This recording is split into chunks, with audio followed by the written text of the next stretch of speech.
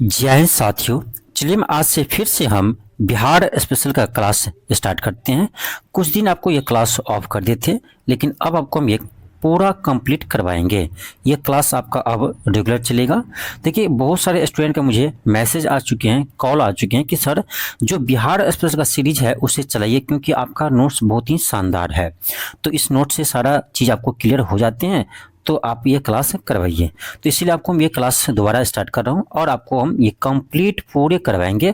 तो अभी तक आपका ये 5 क्लास हो चुका था, आज मेरा ये 6ठा क्लास है। ठीक है, तो आप वीडियो को जरूर शेयर कीजिएगा। चैनल पर नए हो तो चैनल को जरूर सब्सक्राइब कर लीजिएगा। चलिए हम इस क्लास को स्टार्ट करते हैं। आज हम लोग देखने वाले हैं बिहार की मृदाएं। बिहार की मृदाएं देखने वाले हैं। तो सबसे पहले मैप के थ्रू समझिए। ठीक है, मैप के थ्रू समझिए बिहार की मृदाएं को। ठीक है, क्योंकि यहाँ से प्रश्न आते हैं। हम सबसे पहले देखेंगे नॉर्थ वाले पार्ट को। आप यहाँ से देखेंगे तो ये एक पट्टी जैसा आपको दिखाई दे रहा होगा। ठीक है, और आपको पता ही होगा ये नेपाल से सीमा लगा रही है। तो ये नेपाल से सीमा लगाते हुए ये आपको पट्टी दिखाई दे रहे हैं, और इसको बोलते हैं हम तराई क्षेत्र या तराई की मिट्टी। तराई मिट्टी कहिए या तराई क्षेत्र कहिए। तो ये जो आपका नेपाल से सीमा लगाने वाली ये जो पट्टी दिखाई दे रही है उसको बोलते हैं हम तराई क्षेत्र और तराई मिट्टी कहेंगे। अब ये कहाँ से कहाँ है, इसकी लंबाई कहाँ से कहाँ है? देखो ये आपका पश्चिमी चंपारण से शुरू होती है और ये आपका यानी किशनगंज तक फैली हुई है। यानी ये समझिए कि बिहार और नेपाल से जितने भी आपका सीमा लगाने वाली बिहार की जिलाएं हैं वो सभी आपको तराई क्षेत्र में शामिल होते हैं। ठीक है, तो ये आपका याद रखिएगा पश्चिमी चंपारण से शुरू होकर के किशनगंज तक ये फैली हुई है। इसको आपको ध्यान रखना है। और इसकी आप मोटाई कहिएगा तो ये आपका इसकी मोटाई जो है 5 से 7 किलोमीटर है। ठीक है, 5 से 7 किलोमीटर इसकी मोटाई है, और ये आपका पश्चिमी चंपारण से किशनगंज तक फैला हुआ है। ठीक है, इस चीज को आपको ध्यान रखना है। तो सबसे पहली बात है तराई क्षेत्र या तराई मिट्टी। अब देखिए जहां से क्वेश्चन आपके एग्जाम में आते हैं, ये आपका है पर्वत पादीय मृदा या अवशिष्ट मृदा, या इसी को बोलता हम पिडमोंट स्वैप्ट मिट्टी। पिडमोंट मिट्टी कहते हैं। ठीक है, और यहाँ से क्वेश्चन आया हुआ है। ठीक है, अब देखो ये नाम एग्जाम में नहीं दिया था, ना ही ये नाम दिया था, और ये नाम दिया आपका इंग्लिश नेम इसमें दिया था पिडमोंट स्वैप्ट मिट्टी कहाँ पाए जाते हैं। ठीक है, तो ये आपका पश्चिमी चंपारण जिले में पाए जाते हैं। ठीक है, बिहार के पश्चिमी चंपारण जिला में जो है वो पिडमोंट स्वैप्ट मिट्टी पाए जाते हैं। इसको आपको ध्यान रखना है। और ये जो है बहुत ही कम उपजाऊ मिट्टी होते हैं, बहुत ही कम उपजाऊ मिट्टी होते हैं। तो आई होप आपको यहाँ तक अब क्लियर हो गया होगा। ठीक है, अभी तक हम दो ही चीज देखें, एक देखें तराई मिट्टी और दूसरी चीज हम देखें पर्वत पादीय मृदा यानी अवशिष्ट मृदा या पिडमोंट स्वैप्ट मिट्टी। ठीक है, अब चलिए अब हम इसके नीचे आते हैं। ये पार्ट आपको दिख रहा होगा, ध्यान से देखिए, ये पार्ट आपको दिख रहा होगा। इसके नीचे हम आते हैं। आप देखिए बहुत ही अच्छे से मैप बनाया गया है, इसको समझिए। तो ये जो मिट्टी है ना, ये मिट्टी जो है ये क्रॉस जो किया हुआ है, ये जो मिट्टी है ये आपका है बांगर मृदा। आप बांगर जानते होंगे, पुरानी जलोढ़ मिट्टी को हम लोग क्या कहते हैं, बांगर कहते हैं। अब देखो बांगर मिट्टी जो है यहाँ भी पाई जाती है। ठीक है, तो यहाँ भी आप देख सकते हो। तो ये जो मिट्टी है ये क्या है, बांगर मिट्टी है। और हम इसको बिहार में बल सुंदरी मिट्टी भी कहते हैं। क्या कहते हैं, बल सुंदरी मिट्टी। तो ध्यान रखना, जो बिहार के उत्तरी मैदान का जो पुरानी जलोढ़ मिट्टी है यानी बांगर मिट्टी है, उसे हम बल सुंदरी मिट्टी कहते हैं, या ये भी कह सकते हो कि इस क्षेत्र में बल सुंदरी मिट्टी पाए जाते हैं। ठीक है, तो ये चीज आपको ध्यान रखना है। अब देखिए, तो ये आपको यहाँ क्लियर हो गया, बल सुंदरी मिट्टी यानी बांगर मृदा। ठीक है, अब देखो इसके बाकी जितने भी मिट्टी है, इसके अलावा जो आपका उत्तरी बिहार में जो मिट्टी है वो सभी क्या है, वो सभी आपका खादर है। ठीक है, खादर आप जानते होंगे। नवीन जलोढ़ मिट्टी को क्या कहते हैं, खादर मिट्टी कहते हैं। तो जितने भी है वो सभी क्या आपका खादर मिट्टी है, यानी नवीन जलोढ़ मिट्टी है। ठीक है, नवीन जलोढ़ मिट्टी है। और यहीं पर आपको धान, गेहूं, मक्का, दलहन की खेती होती है। ठीक है, और ये जो तराई क्षेत्र था, तराई मिट्टी, वो इसमें भी धान होते हैं, जूट होते हैं, गेहूं होते हैं, मक्का होते हैं। ठीक है, तो ये हम लोग अभी देखें। तो ये था आपका यानी बिहार के उत्तरी मैदान का मिट्टियाँ, बिहार के उत्तरी मैदान का मिट्टियाँ, या ये कह सकते हैं गंगा की उत्तरी मैदान की मृदाएं, इसको हम देखें। तो ज़्यादा कुछ नहीं है, आपको बस ये ध्यान रखना है, बलसुंदरी मिट्टी, ठीक है, और आपका पर्वत पादीय मृदा और तराई मिट्टी, ठीक है। खास करके तराई वाले को याद रखिएगा, क्योंकि कभी कभी ना इसका क्रम आपसे पूछ लेते हैं कि किस जिला से किस जिला तक फैला हुआ है, ठीक है, इसको आपको ध्यान रखना है। तो जो आपका तराई मिट्टी है आपका पश्चिमी चंपारण से किशनगंज तक फैला हुआ है। ये समझिए कि बिहार के जितने भी जिला नेपाल से सीमा लगाती है उन सभी जिलों में तराई मिट्टी पाई जाती है। और ये अवशिष्ट मृदा या पिडमोंट स्वैप मिट्टी या पर्वत पादीय मृदा जो है ये आपका पश्चिमी चंपारण में, यहाँ आपको याद रहेगा ही, ठीक है, मैप में ध्यान रखना है। और इसके नीचे जो है वो क्या आपका, ये है आपका बांगर मृदा या बलसुंदरी मिट्टी, ठीक है। और उसके अलावा जो भी आपका बाकी जितने भी आपका मिट्टी है वो सभी क्या है, खादर मिट्टी है। तो ये हुआ आपका गंगा के उत्तरी मैदान का मृदा है, ठीक है, गंगा की उत्तरी मैदान के मृदाएं हुआ, ठीक है।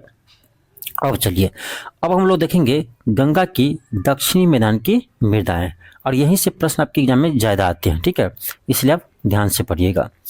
अब देखिए, सबसे पहले हम आएंगे कहाँ पर, तो यहाँ आएंगे, आपको याद ही होगा ये कौन सा पार्ट है, ये आपका कैमूर वाले पार्ट है, ठीक है। यहाँ पर आप यदि मैप में देखेंगे ना तो थोड़ा सा पार्ट आपका कैमूर का है और रोहतास का है, ठीक है। तो ये कैमूर रोहतास वाला पार्ट है, ठीक है। तो आप बिहार के मैप यदि आप समझते होंगे तो आपको पता होगा ये कैमूर और रोहतास वाले पार्ट है। तो यहाँ पर जो है ना लाल बलुई मृदा पाए जाते हैं, ठीक है, यानी बलथर मृदा उसको हम कहते हैं, क्या कहते हैं, लाल बलुई मृदा पाए जाते हैं आपका, ठीक है, उसको हम बलथर मृदा कहते हैं। और ये जो है आपका कम उपजाऊ होती है, ठीक है, ये जो है आपका कम उपजाऊ होती है, और ये आपका रोहतास और कैमूर क्षेत्र में पाए जाते हैं, रोहतास और कैमूर क्षेत्र में पाया जाता है आपका बलथर मृदा, ठीक है, यानी इसको बोलते हैं लाल बलुई मृदा। तो इतना आपको ध्यान रखना है कि लाल बलुई मृदा यानी बलथर मृदा जो है वो किस जिला में पाए जाते हैं, तो रोहतास और कैमूर जिला में, रोहतास और कैमूर जिला में। ये अब ये हो गया। अब देखते हैं इसके बगल में जो है, इसके बगल में ये देखिए, ये जो आपका है यहाँ आप दिख रहा होगा आपको, ये जो पार्ट है यहाँ पर आपका लाल एवं पीली मृदा पाए जाते हैं, ठीक है, लाल एवं पीली मृदा पाए जाते हैं। और यहाँ पर मोटे अनाज का उत्पादन होता है, जैसे आपका हुआ ज्वार, बाजरा, रागी, इन सभी का उत्पादन आपका इस क्षेत्र में होता है, लाल एवं पीली मृदा क्षेत्र में, ठीक है। अब देखो, अब इसके अलावा ये दोनों मृदा के अलावा जो भी मिट्टी बच गया वो सभी क्या है, तो वो सभी आपका क्या है, ये आपका पुरानी जलोढ़ मिट्टी है। देखो ध्यान रखना, एक चीज़ ध्यान रखना, देखो यहाँ खादर जो है आपका यानी गंगा के उत्तरी मैदान में वो क्या सबसे अधिक है उत्तरी मैदान में। उसी तरह से दक्षिणी मैदान हम देखते हैं ना, गंगा के दक्षिणी मैदान में तो आपका सबसे अधिक मृदा जो है ना वो बांगर मिलते हैं, ठीक है, बांगर यानी पुरानी जलोढ़ मिट्टी। अब देखो ना, ये सबसे अधिक भाग क्या कौन सा मिट्टी है, पुरानी जलोढ़ मिट्टी है गंगा के दक्षिणी भाग में, ठीक है, या गंगा के दक्षिणी मैदान में कह सकते हो, इसको आपको ध्यान रखना है, ठीक है। हाँ, तो ये आपका पुरानी जलोढ़ मिट्टी है। और यहाँ पर एक चीज़ ध्यान रखना कि जो गंगा के दक्षिणी मैदान का जो पुरानी जलोढ़ मिट्टी है ना उसको हम क्या बोलते हैं, उसको हम कैरल कैवाल मृदा कहते हैं। क्या कहते हैं, कैरल कैवाल मृदा कहते हैं। आप यहाँ देख लो, मैं इसको नोट भी किया हूँ, ठीक है। एक बार थोड़ा सा मैप को हम छोटा करते हैं। अब यहाँ देखो, ये क्या है, पुरानी जलोढ़ मिट्टी। तो पुरानी जलोढ़ मिट्टी है, ये आपका गंगा के दक्षिणी मैदान का भाग है। तो ये जो आपका गंगा के दक्षिणी मैदान है वहाँ पर जो आपका पुरानी जलोढ़ मृदा पाए जाते हैं ना, उसी मृदा को हम बोलते हैं कैरल कैवाल मृदा, ठीक है। तो कभी कभी आपके एग्जाम में ये भी प्रश्न आ जाते हैं कि बिहार में कैरल कैवाल मृदा किस क्षेत्र में पाए जाते हैं। दो ऑप्शन देगा आपको कि गंगा के उत्तरी मैदान क्षेत्र में या गंगा के दक्षिणी मैदानी क्षेत्र में, ठीक है। तो आपको याद रहना चाहिए। या ये पूछ सकता है कि कैरल कैवाल मिट्टी, बिहार में कैरल कैवाल मिट्टी किस मिट्टी को कहते हैं, तो पुरानी जलोढ़ मिट्टी को, ठीक है। तो याद रखिएगा पुरानी जलोढ़ मिट्टी को। तो जो दक्षिणी बिहार है उसमें जो पुरानी जलोढ़ मृदा पाई जाती है ना उसी को बोलते हैं कैरल कैवाल मृदा, ठीक है। और पानी मिलने के बाद यह ज़्यादा उपजाऊ होती है, ठीक है, पुरानी जलोढ़ मिट्टी, ठीक है। अब क्या रह गया, अब आपका रह गया ये, यहाँ देखो, ये आपका क्या है, गंगा नदी है। अब ध्यान से देखिएगा, तो ये गंगा नदी है।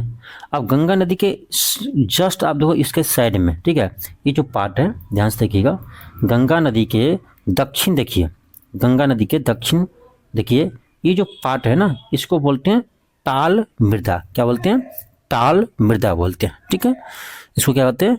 टाल मृदा बोलते हैं। इसको आपको ध्यान रखना है। इस क्षेत्र में आपका ना रबी फसल होता है, केवल रबी फसल होता है, ठीक है।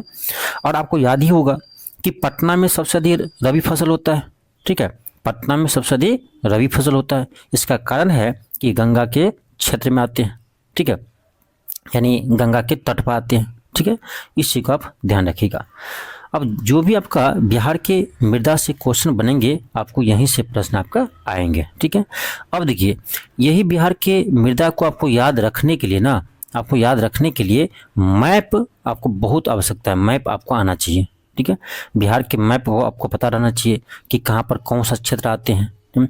जैसे ये देखो, यहाँ पर हम सीधे लिखे हुए यहाँ क्या है कि लाल बलुई मृदा है, यानी बलथर मृदा है। तो आपको दिमाग में आना चाहिए कि यहाँ पर कौन सा जिला है, ठीक है। तो रोहतास और कैमूर आते हैं। इसी तरह से यहाँ आप देखते हैं ना, आपको यहाँ पता है, यहाँ पर आपको पता है कि अवशिष्ट मृदा यानी पिडमॉन्ट स्वैप मिट्टी पाए जाते हैं। अब आपको दिमाग में यह आना चाहिए कि यहाँ पर कौन सा जिला है, ये पश्चिमी चंपारण है, ठीक है। तो उस तरह से आपको ध्यान रखना चाहिए। जैसे ये देखो, ये आपका तराई मृदा है, ये वाला पात्र क्या है?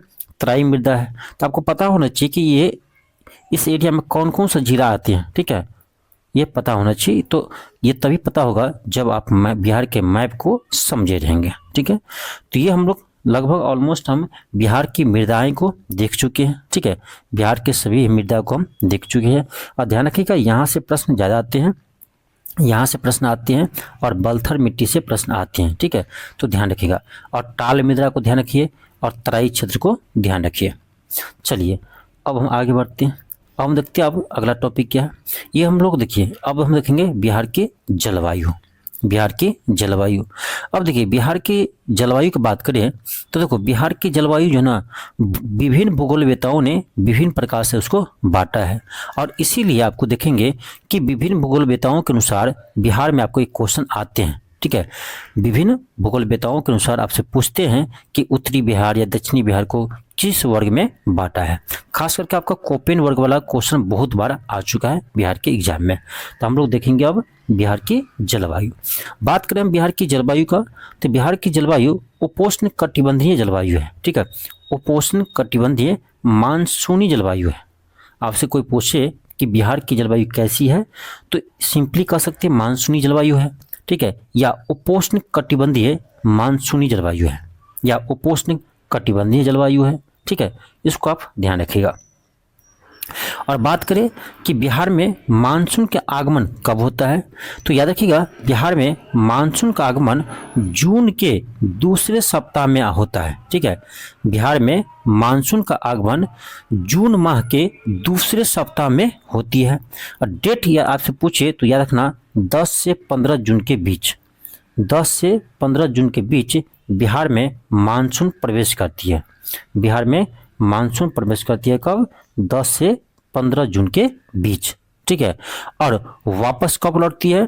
तो 15 अक्टूबर को। ये डेट याद रखिएगा, एग्जाम में आया हुआ है, ठीक है। तो बिहार से मानसून कब लौट जाती है? तो 15 अक्टूबर को बिहार से मानसून लौट जाती है, ठीक है। तो ये थोड़ा बेसिक पॉइंट था, उसको आपको ध्यान रखना है। अब हम चलिए देखते हैं कि विभिन्न भूगोलवेताओं ने बिहार को किस प्रकार जलवायु में बांटा है। सबसे पहले हम देखेंगे कोपेन वर्ग के अनुसार, ठीक है, कोपेन के अनुसार यहाँ से क्वेश्चन आते हैं। तो कोपेन के अनुसार ये जो है ना, ये उत्तरी बिहार को CWG संकेत दिया है, CWG संकेत दिया है, और दक्षिण बिहार को AW संकेत दिया है कोपेन के अनुसार। तो आपको ना इसको भी मैप के थ्रू आप ध्यान रख सकते हो। कोपेन के अनुसार देखो, ये आपका उत्तरी बिहार है, तो इसको CWG संकेत दिया है, और दक्षिणी बिहार को AW संकेत दिया, कौन? कोपेन ने। तो इसको आपको बस ध्यान रखना है, क्योंकि यहाँ से प्रश्न आते हैं, ठीक है। तो हम लोग देखें कोपेन के अनुसार। अब हम देखते हैं टिवार्थ के अनुसार। टिवार्थ के अनुसार, तो टिवार्थ जो है वो उत्तरी बिहार को, यानी उत्तर बिहार को CAW से संकेत दिया है। तो वो C कैपिटल में है, A स्मॉल में है, ठीक है, फिर W आपका कैपिटल में है। इस चीज़ को ध्यान रखना है, ठीक है, इसी को ध्यान रखना है। और टीवार्थ के अनुसार दक्षिणी बिहार को सिंबल क्या दिया है, तो कैपिटल ए और कैपिटल डब्ल्यू, ठीक है, ए डब्ल्यू दिया है, इसी को आपको ध्यान रखना है। तो टीवार्थ हो गया, कॉपेन हो गया। थर्नवेट के अनुसार, तो थर्नवेट उत्तरी पश्चिमी संकीर्ण भाग का है, ठीक है, जो आपका बिहार का उत्तरी मैदान है उसको उत्तरी पश्चिमी संकीर्ण भाग अलग से वो दिया है नाम, और इसको लिखा है सी कैपिटल बी डैश और डब्ल्यू, सी कैपिटल बी डैश डब्ल्यू, और बिहार का अधिकांश हिस्सा को वो संकेत दिया है आपका सी कैपिटल ए डैश डब्ल्यू, ठीक है, इस चीज़ को आपको ध्यान रखना है। बस ये ध्यान रखिए, यहाँ से प्रश्न आपको एग्जाम में आते हैं, ठीक है, यहाँ से प्रश्न आपके आते हैं। अब जैसे देखो ऋतु होते हैं, देखो तो आपको पता ही होगा ग्रीष्म ऋतु, वर्षा ऋतु, शीत ऋतु। तो ग्रीष्म ऋतु का जो आपका ये जो इंटरवल है ये आपका मार्च से जून के बीच होते हैं, ठीक है, और आपका वर्षा ऋतु जो है वो आपका जुलाई से अगस्त के बीच होते हैं। और बिहार में एवरेज वर्षा जो है ना 125 सेंटीमीटर होती है, ये चीज़ ध्यान रखना। बिहार में एवरेज औसतन वर्षा कितने होते हैं, 125 सेंटीमीटर, ठीक है, इस चीज़ का आपको ध्यान रखना है। एक चीज़ और ध्यान रखिए कि आपसे पूछे बिहार का सबसे गर्म जिला कौन सा है, तो यह आपका गया, ठीक है, लेकिन सबसे यहाँ आश्चर्य की बात यह है कि सबसे गर्म जिला आपको क्या है, गया है, और सबसे ठंडा जिला भी गया ही है, होता है, ठीक है, ये ऐसे होता है क्योंकि देखो सबसे गर्म जिला आपका क्या है, गया है, तो ये गर्मी का मौसम होगा, ठंडी में आपको सबसे ठंडा भी आपका गया ही होता है, ठीक है, तो ध्यान रखना, ये मत समझना कि सबसे गर्म और सबसे ठंडा एक ही जिला कैसे हो सकता है अलग अलग मौसम में। तो सबसे अधिक गर्म जिला बिहार का गया है और सबसे अधिक ठंडा जिला भी गया ही है। सबसे अधिक वर्षा, तो बिहार में सबसे अधिक वर्षा आपका किशनगंज में होती है, ठीक है, किशनगंज कहाँ पर है, चलो देखते हैं मैप में। किशनगंज, यहाँ देखो, यहाँ पर आपका किशनगंज है, ठीक है, यहाँ पर किशनगंज है, तो सबसे अधिक वर्षा आपका किशनगंज में होती है। सबसे अधिक वर्षा जो है वो कहाँ होती है, किशनगंज में, इस चीज़ को ध्यान रखना है। तो बिहार में सबसे अधिक वर्षा कहाँ होती है, किशनगंज में। सबसे कम वर्षा कहाँ होती है, तो ये होता है आपका अरवल में। पहले था जहानाबाद, ठीक है, ध्यान रखना, सॉरी जहानाबाद, औरंगाबाद, पहले था आपका औरंगाबाद कि बिहार में सबसे कम वर्षा कहाँ होती थी, पहले औरंगाबाद में, लेकिन ये अब बदल गया है। अब ध्यान रखना है आपको कि इस बिहार में सबसे कम वर्षा अरवल में होता है, ठीक है, सबसे कम वर्षा बिहार में कहाँ होते हैं, अरवल जिला में। सबसे अधिक वर्षा कहाँ होते हैं, तो किशनगंज में, याद रहेगा, ठीक है, यहाँ से बेसिक क्वेश्चन बनते हैं।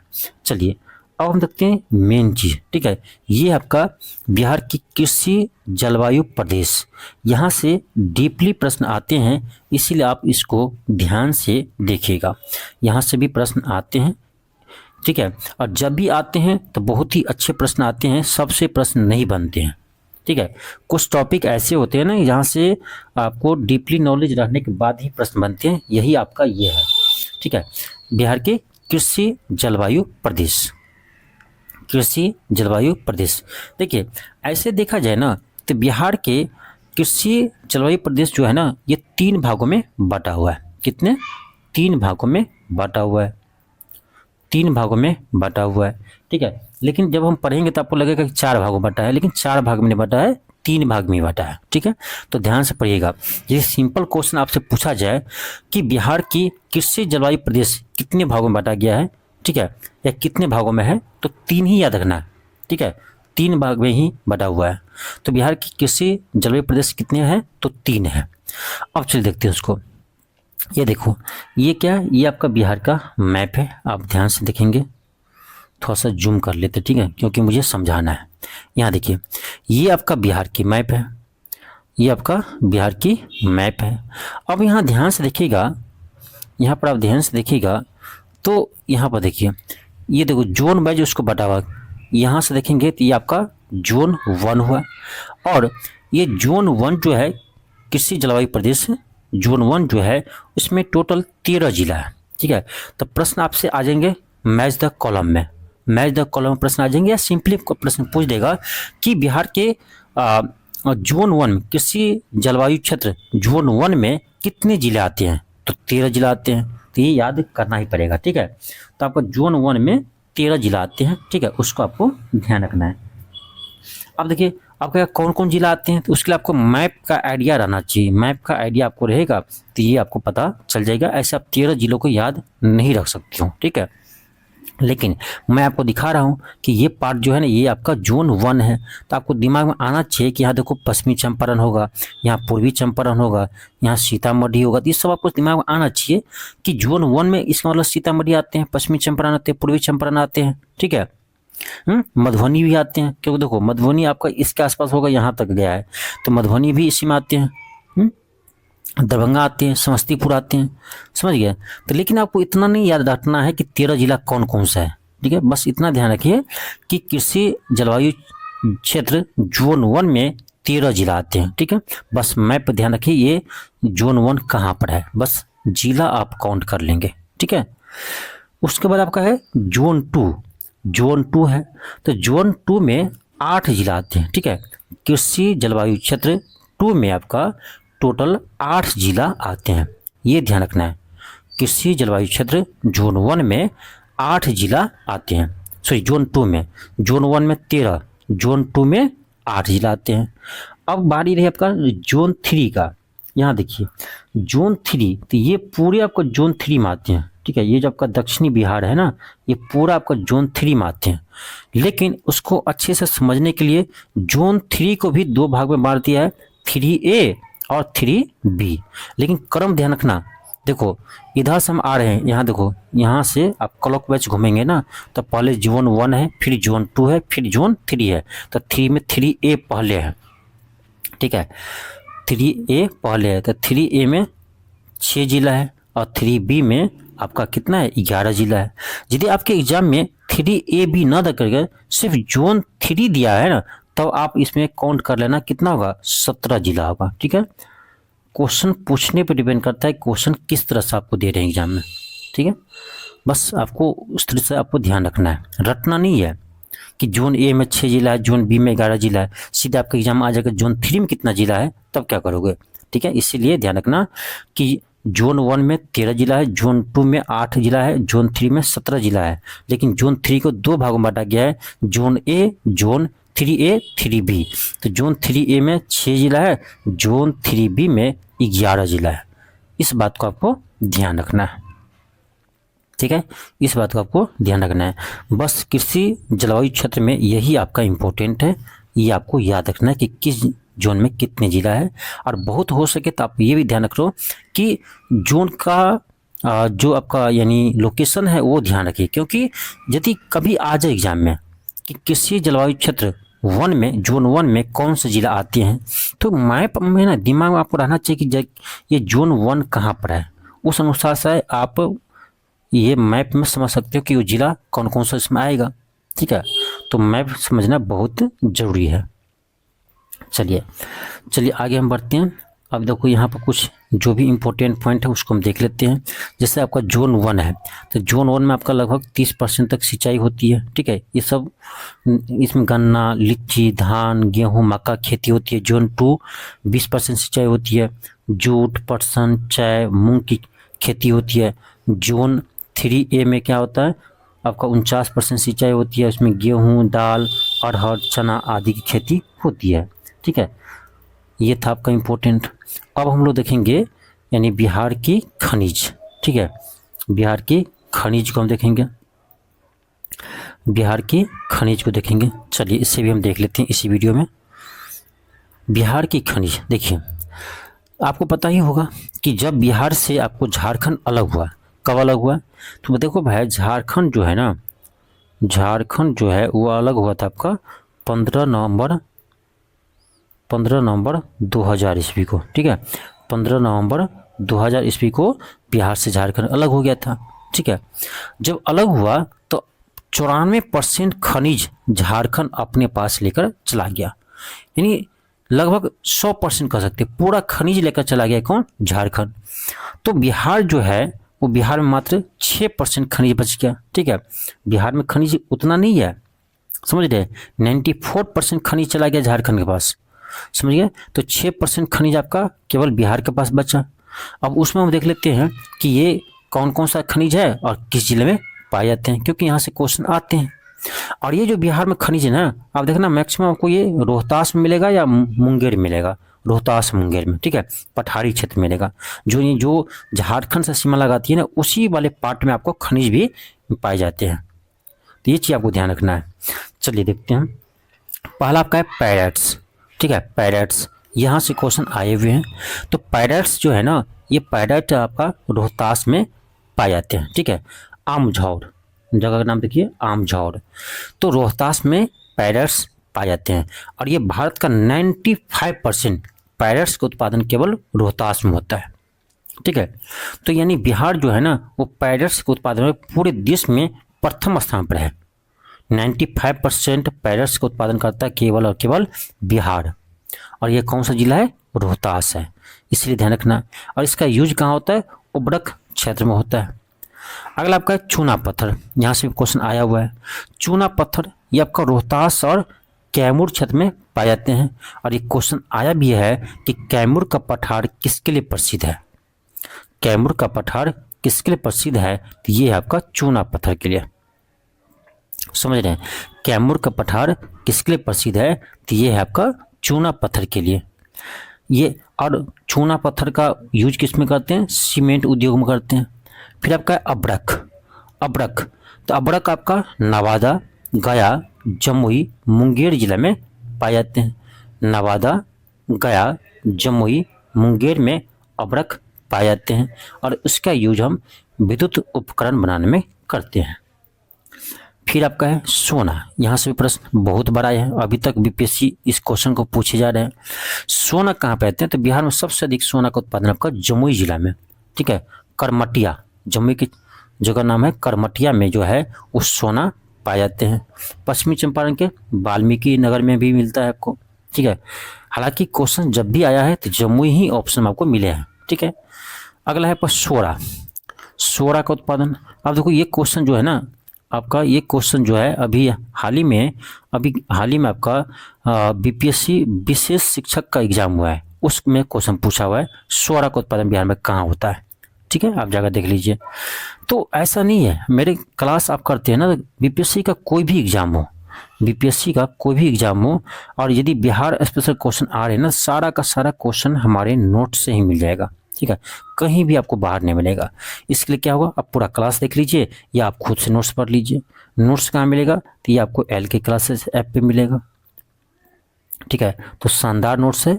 बिहार का बीपीएससी का कोई भी एग्जाम हो, आपको क्वेश्चन बिहार स्पेशल का मिलेगा ही मिलेगा, ठीक है।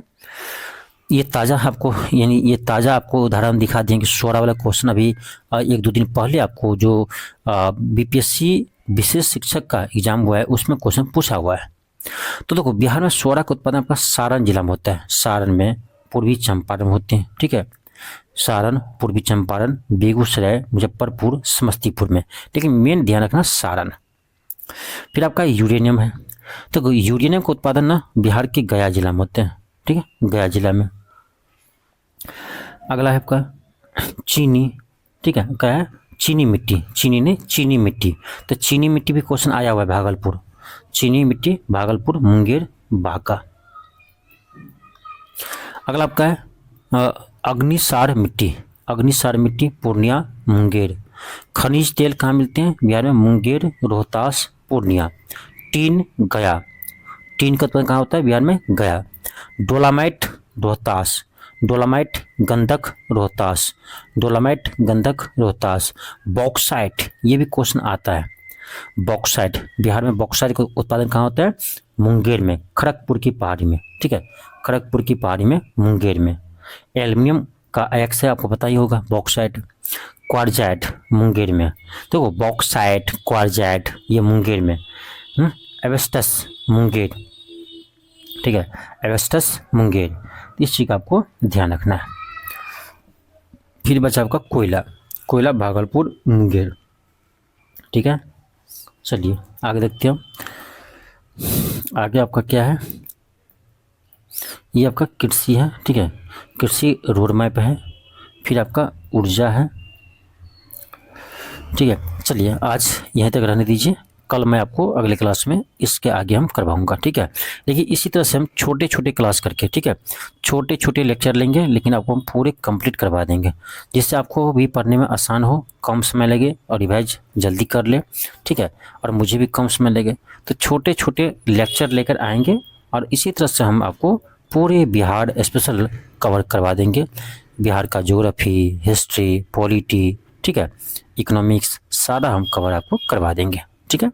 चलिए, जितना हो सके वीडियो को शेयर कीजिए। चलिए मिलते हैं आपको इस क्लास में। थैंक यू, धन्यवाद।